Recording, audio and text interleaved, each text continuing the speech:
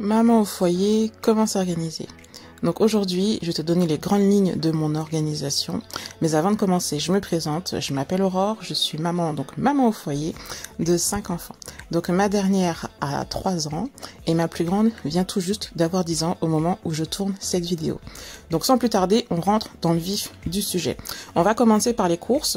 Donc je te mets dans le contexte, on habite en appartement, donc j'ai un frigo avec des petits tiroirs congélateurs en dessous et j'ai un congélateur à part. Je t'explique ça, tu vas comprendre tout de suite pourquoi. Donc du coup, je vais faire les courses 2 fois par semaine. C'est tout bête, mais une fois que le frigo est rempli, de toute façon, j'ai qu'un frigo, puis même si j'ai la place, je pense pas que j'en aurai un deuxième en tout cas. Tout serait-il que je n'ai qu'un réfrigérateur, donc je vais pas me permettre de faire des courses pour 2 semaines tout simplement parce que la partie frais, je peux pas garder 2 semaines de courses dans mon frigo. Donc j'y vais 2 fois par semaine. Généralement, j'y vais en fin de semaine, donc jeudi au vendredi, et après j'y retourne en début de semaine entre généralement lundi ou mardi. Voilà, j'ai un budget total pour la semaine qui est avoisine 100-150 euros, ça dépend. Si tu veux savoir comment je fais, je t'invite à aller regarder, écouter les podcasts qui sont déjà sortis sur ma chaîne, et puis je te mettrai le lien en dessous de la vidéo, savoir comment je fais pour réduire mon budget course. Donc là, c'est pas le sujet du jour. Donc voilà, niveau organisation, sache que j'y vais 2 fois par semaine.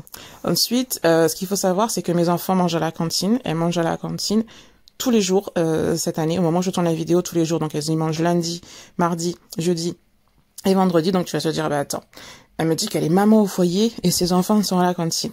Oui, mes enfants sont à la cantine. Donc, ce qu'il faut savoir, c'est qu'il y a quelques années auparavant, même je travaillais, mes enfants ont toujours mangé à la cantine et je me suis dit, on ne sait jamais.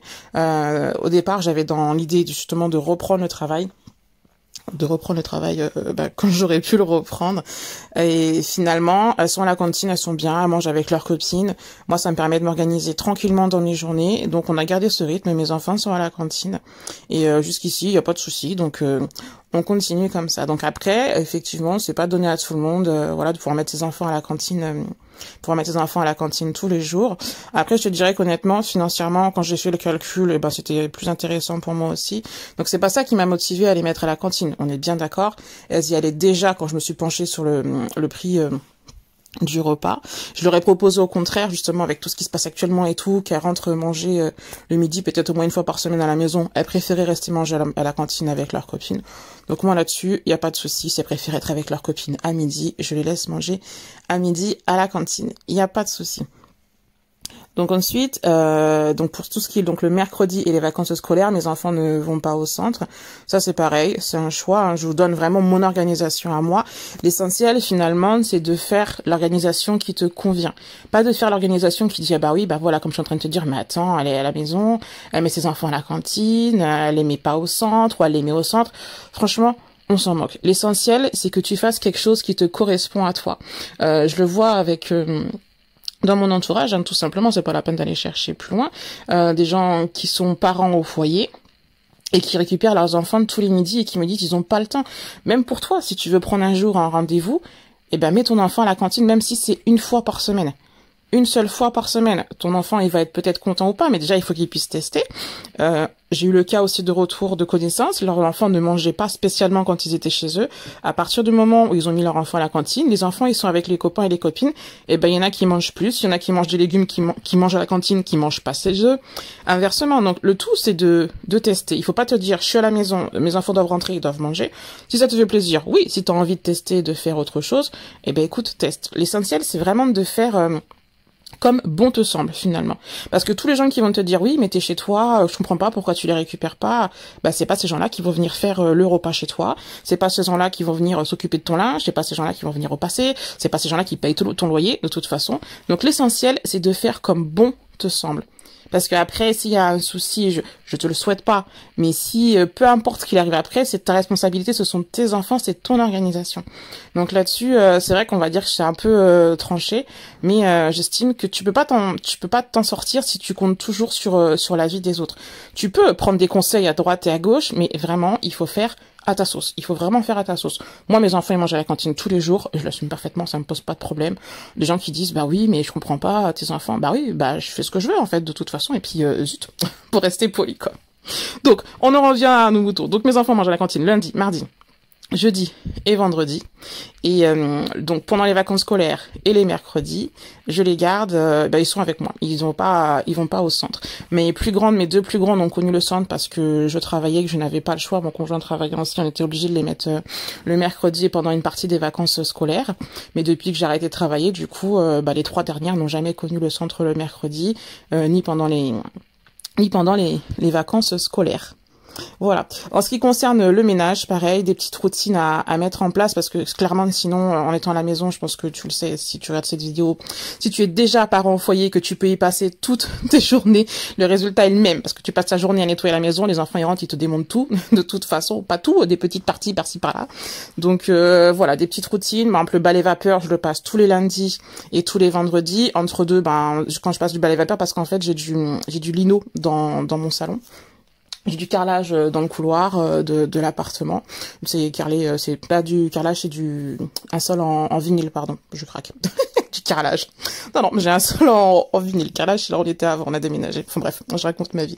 Donc toujours est-il que voilà, j'ai des petites routines comme ça. Mais voilà, c'est pareil. Si ça m'arrive régulièrement d'encadrer les sorties scolaires, du coup à l'école. Donc ça c'est pareil. Moi c'est un choix que j'ai fait. Je fais toutes les sorties scolaires que je peux faire. Ça m'est arrivé à une période, c'était l'année dernière. Oui, c'était l'année dernière, en tout début d'année, où j'avais 2-3 sorties scolaires dans la journée, parce que forcément, avec 5 enfants, t'as plusieurs niveaux, plusieurs sorties, donc des fois, je pouvais refaire la même sortie scolaire, mais plusieurs fois sur la semaine.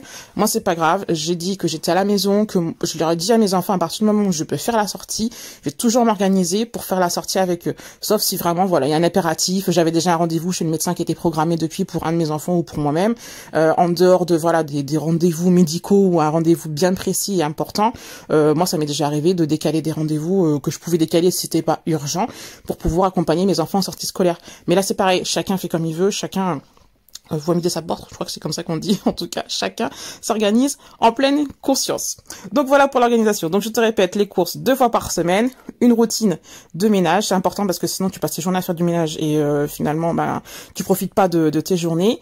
Les enfants à la cantine, voilà, si tu veux pas les mettre tous les jours, c'est pas grave.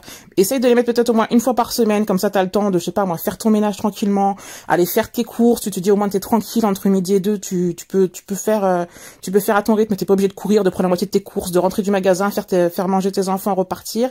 Tu peux te promener ce jour-là, tu peux prendre un bain, tu peux aussi ne rien faire. Parce que oui, on a beau être parent au foyer, on a aussi le droit de ne rien faire. Moi, ça m'arrive régulièrement d'ailleurs, des après-midi où je ne fais rien. Ça m'est arrivé des fois de me coucher, de me remettre en pyjama en plein milieu de l'après-midi et de dormir. Et des fois... des fois ça fait du bien, tout simplement. On peut pas être au taquet tout le temps. Les gens qui bossent, qui sont dans des entreprises, ils ont leurs 5 semaines de congé. Quand t'es parent au foyer, donc peu importe que tu t'organises, que tes enfants soient à la cantine ou pas, tes 5 semaines de congé, tu les as pas. Tu les as, mais tu les as avec tes enfants. T'as pas un moment où t'es tranquille chez toi, finalement, tout seul. Et l'air de rien, ça fait quand même du bien. Donc moi, j'estime que c'est important. Voilà, après, chacun son rythme, chacun son seuil de fatigabilité, ou je sais pas comment on dit. Mais personnellement, moi, je sais que régulièrement j'ai besoin de me requinquer, j'ai besoin de me reposer.